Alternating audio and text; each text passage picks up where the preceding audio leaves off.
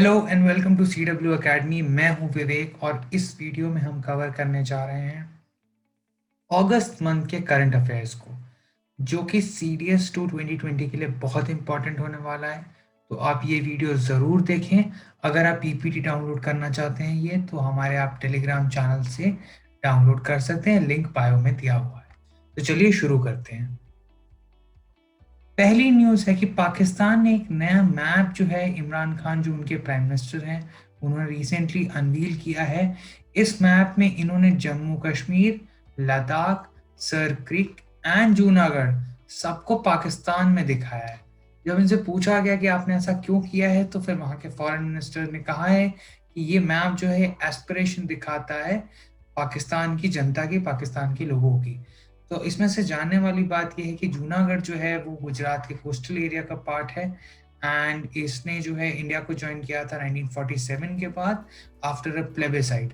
Sir creek is a very important topic अगर आप SSB में जाना चाहते हैं या इंटरव्यू की प्रिपरेशन कर रहे हैं, और सीडीएस के लिए भी काफी इंपॉर्टेंट है, तो एक बार सर क्रीक को जरूर रिव्यू करें। समर्थ प्रोग्राम, देखिए समर्थ प्रोग्राम जो है वो Flipkart, that is Walmart owned Flipkart जो है उन्होंने लॉन्च किया है। ये एक इनिशिएटिव है जिससे ये कोलैब करेंगे डिफरेंट 5 एनजीओज के साथ लोकल आर्टिसंस को हेल्प करने के लिए, उनको एक इकोनॉमिक या उनको फ्लिपकार्ट पे एक प्लेटफॉर्म देने के लिए ये एक उनका इनिशिएटिव है। तो इसमें से देखिए क्वेश्चन क्या बन सकता है कि समर्थ जो प्रोग्राम है वो किस ऑर्गेनाइजेशन से लिंक्ड है। तो इसमें ऑप्शन दे देगा अमेजोन, फ्लिपकार्ट, अलीबाबा एक्सेट्रा। तो आपको पता होना चाहिए कि फ्लिपकार्ट से रिलेटेड है एंड इसमें लोकल जो आर्टिसंस हैं उनको ज्वाइन करने की या उनको हेल्प करने की बात की जा रही है। This is very important and ये बहुत ज़्यादा न्यूज़ में था, नेशनल एजुकेशन पॉलिसी।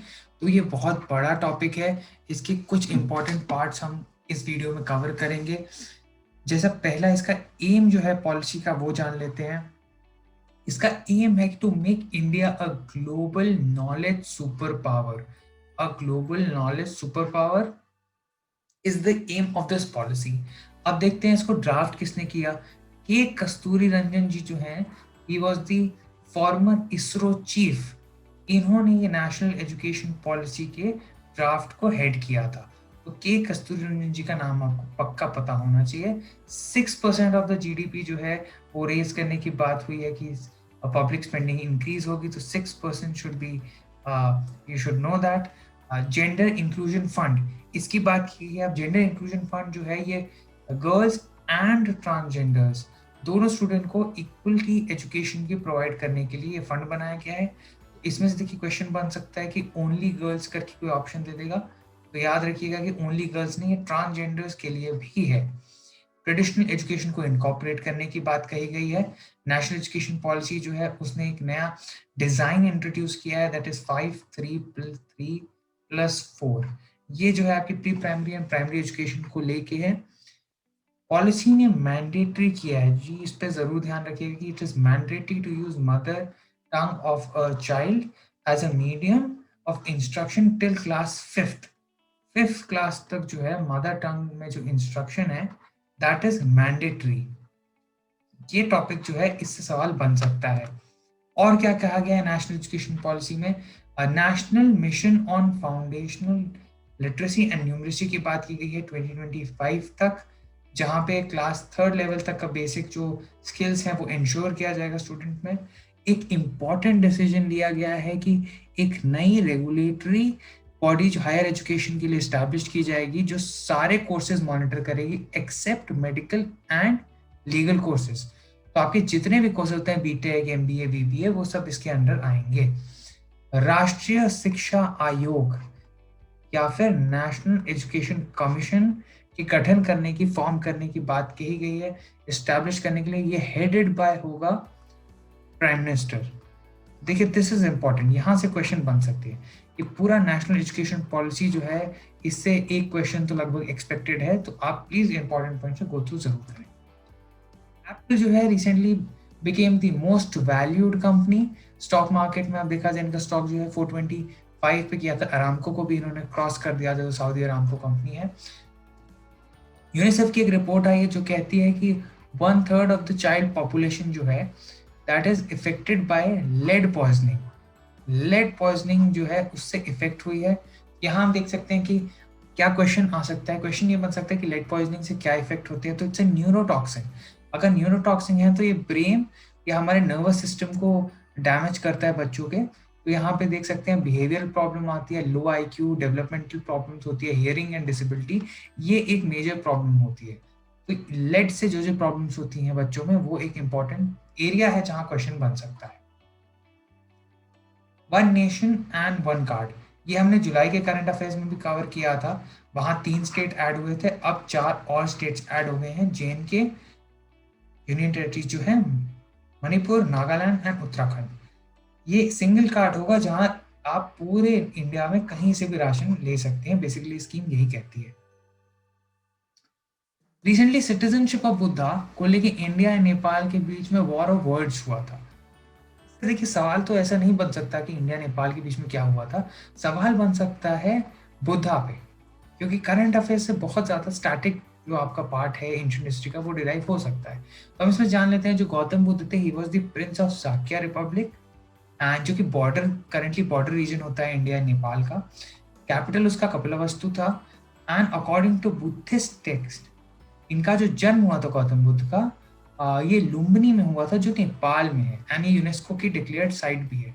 तो ये 3 चीज आपको पता होनी चाहिए गौतम बुद्ध के बारे में। देखो अपना देश एक सीरीज है जो मिनिस्ट्री ऑफ टूरिज्म ने रिसेंटली ऑर्गेनाइज की थी एक वेबिनार्स के फॉर्म में, जिसमें वो अवेयरनेस क्रिएट करना चाहते हैं वेरियस टूरिस्ट डेस्टिनेशन और उनसे रिलेटेड फैक्ट्स के बारे में। ये जो है हैदराबाद में आपका ऑर्गेनाइज किया गया था इस बार। इसमें मिनिस्ट्री याद रखिएगा, मिनिस्ट्री ऑफ टूरिज्म है।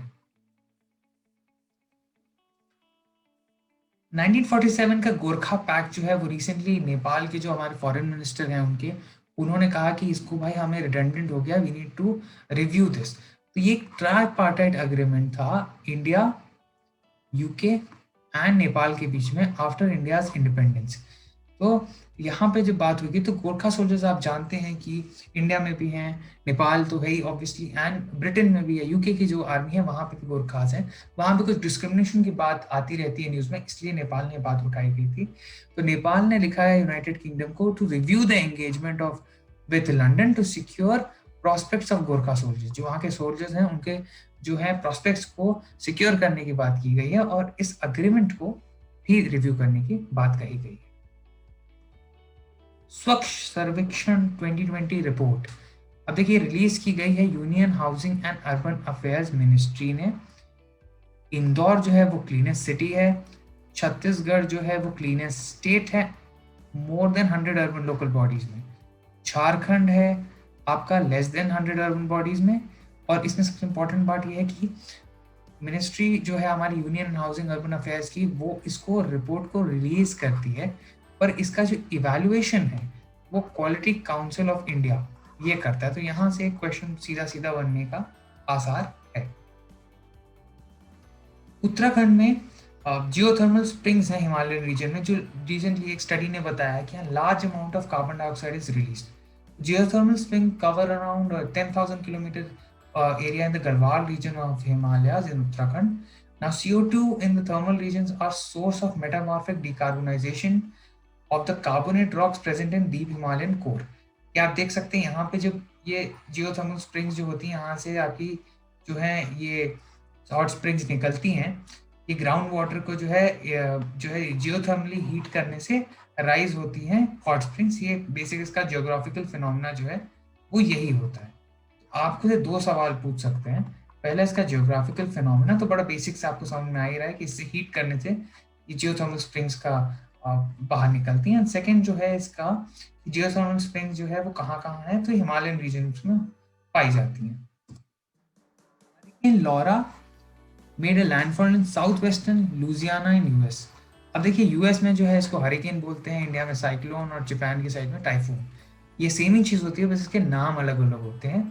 अब hurricanes are large storms, they produce around 119 kilometre per hour. But इसमें देखिए सवाल क्या बन जाता है, एक तो ये पूछ सकता है कि जो हरिकेन लॉरा था ये कहाँ है। अगर हरिकेन है तो आप गेस कर सकते हैं कि अमेरिका में कहीं होगा।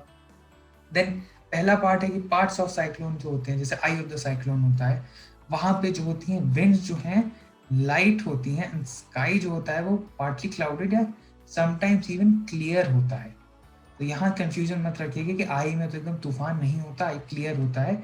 जो आई की वॉल होती है वहां पे थंडरस्टॉर्म काफी होता है, वहां विंड स्टॉर्म्स होती हैं, और जो रेन बैंड्स होते हैं जो आउटसाइड होते हैं वो बहुत दूर तक स्ट्रेच करते हैं, वहां पे थंडरस्टॉर्म एंड कई बार वहां पे टोर्नेडोज भी आते हैं। आपको ये कंफ्यूजिंग होता है, बहुत लोग कहते हैं आई में बहुत ज्यादा होता है, आई ज्यादातर क्लियर ही होता है। अरुणाचल में बहुत सारे ग्रुप्स हैं that they are pushing Arunachal Pradesh for 6 schedule status.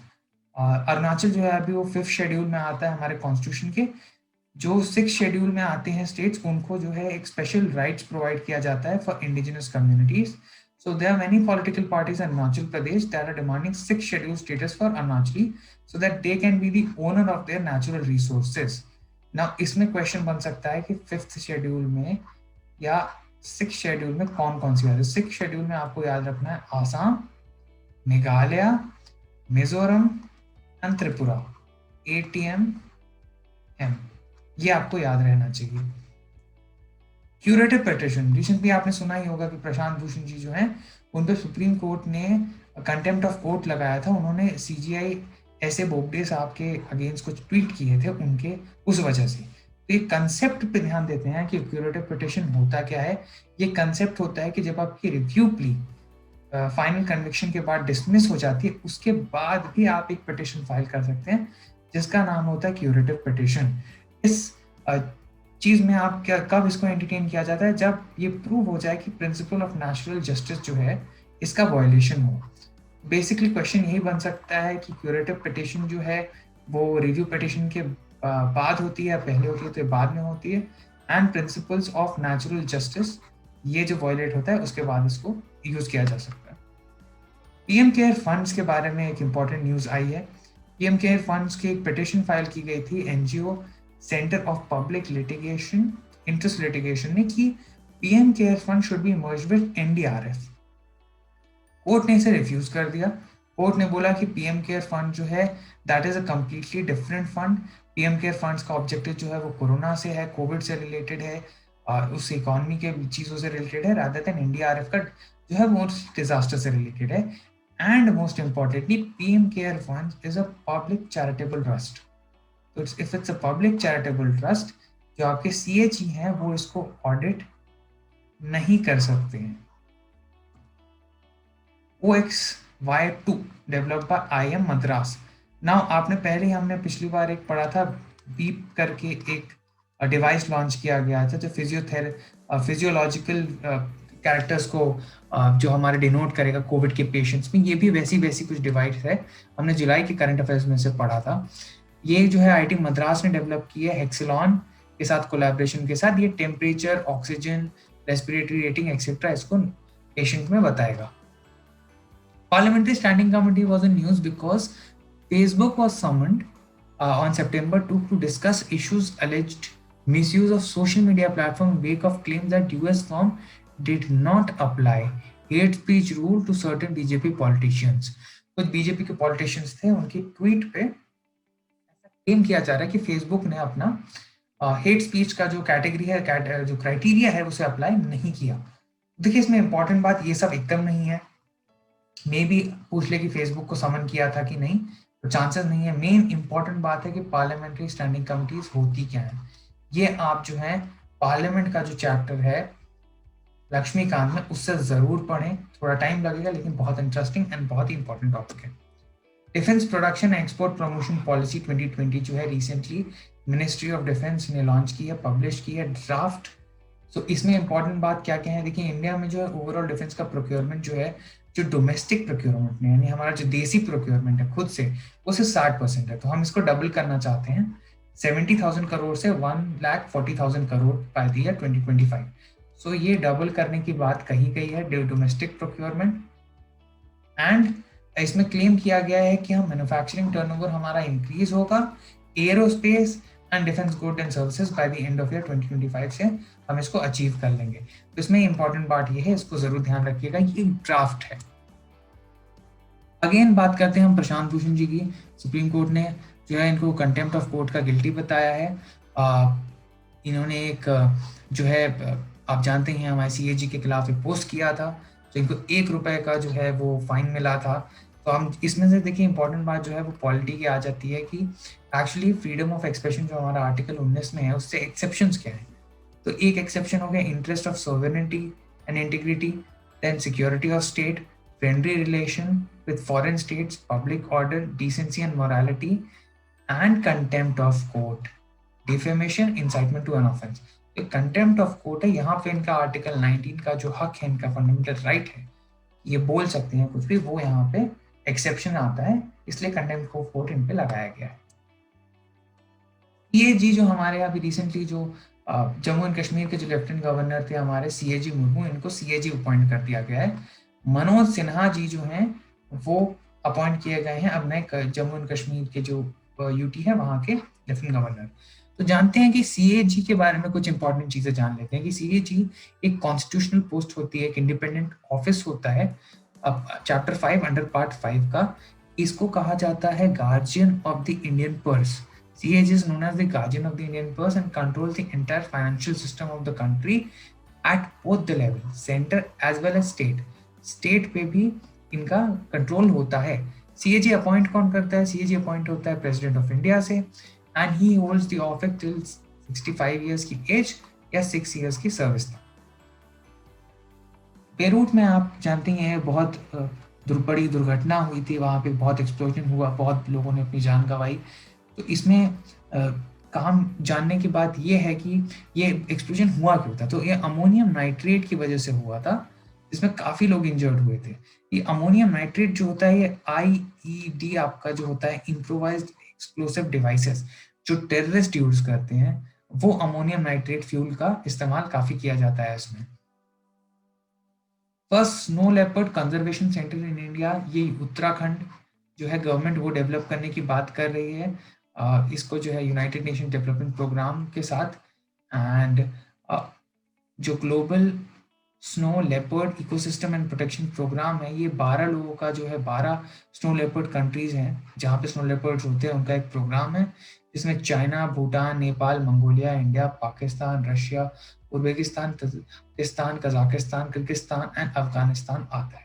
इसको नाम रखने की आपको याद करने की जरूरत नहीं है, बट आप ये जान सकते हैं कि GSLEP प्रोग्राम है क्या, किससे रिलेटेड। टॉपिक पे हम आते हैं कि TRIFED ट्रिफ्ट जो है tribal cooperative marketing development federation of India, ये काफ़ी न्यूज़ में रहता है। इन्होंने जो है अगस्त में अपना फाउंडेशन डे भी सेलिब्रेट किया था। तो ये है क्या चीज़? ये एक नेशनल लेवल कॉर्पोरेट बॉडी है जो सोशियो इकोनॉमिक, या देखिए सोशियो इकोनॉमिक डेवलपमेंट ट्राइबल्स करती है bye monitoring or institutionalizing their trades in minor forest product and surplus agricultural produce. Other important topic or point here is that it comes under the administrative control of Ministry of Tribal Affairs. तो ट्रिफ के बारे में आपको इतनी जानकारी काफ़ी ज़रूरी थी क्वेश्चन पढ़ सकते। अगर आपको ये वीडियो पसंद आया हो तो ज़रूर लाइक करें, शेयर करें एंड सब्सक्राइब करके हमें डेफिनेटली सपोर्ट करें। अगले पार्ट हम जल्द लेके आएंगे। थैंक यू एंड जय हिंद।